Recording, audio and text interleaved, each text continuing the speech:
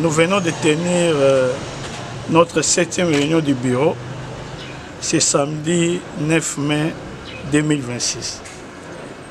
Au cours de cette réunion, 2 points ont été abordés.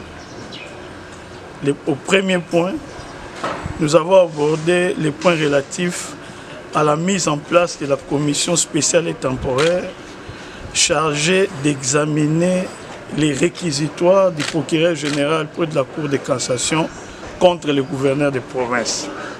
Vous savez que nous avons tenu une plénière le jeudi.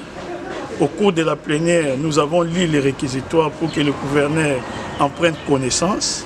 Ensuite, le gouverneur a donné une brève réponse aux députés provinciaux, ce qui a conduit à la mise en place de cette commission spéciale et temporaire. Et cette commission devait en principe travailler pendant 2 jours, dans la journée du vendredi et du samedi, déposer son rapport au bureau de l'Assemblée pour que lundi, nous puissions nous prononcer sur les réquisitoires contre le gouverneur.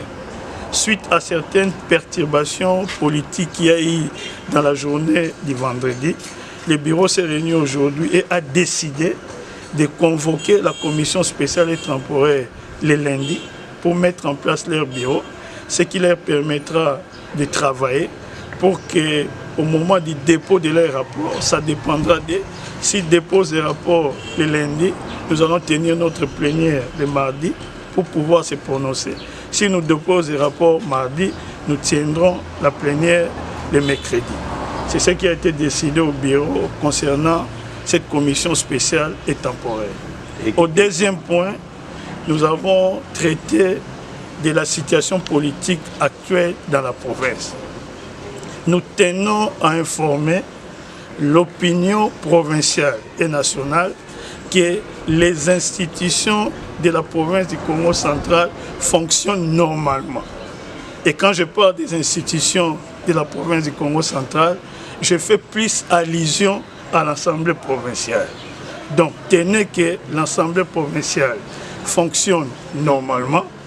Nous avons appris dans les réseaux sociaux qu'il y a un arrêt de la Cour constitutionnelle qui réhabilite un de nos collègues à son poste de président.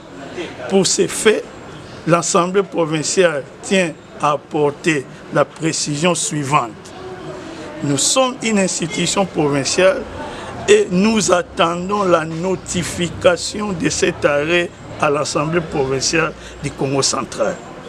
Dès que l'Assemblée provinciale sera notifiée de l'arrêt de la Cour constitutionnelle, ce n'est qu'en ce moment-là que le bureau va pouvoir se prononcer. Mais nous savons que conformément à l'article 168 de notre Constitution, les arrêts de la Cour constitutionnelle sont immédiatement exécutoires et le bureau ne les conteste pas.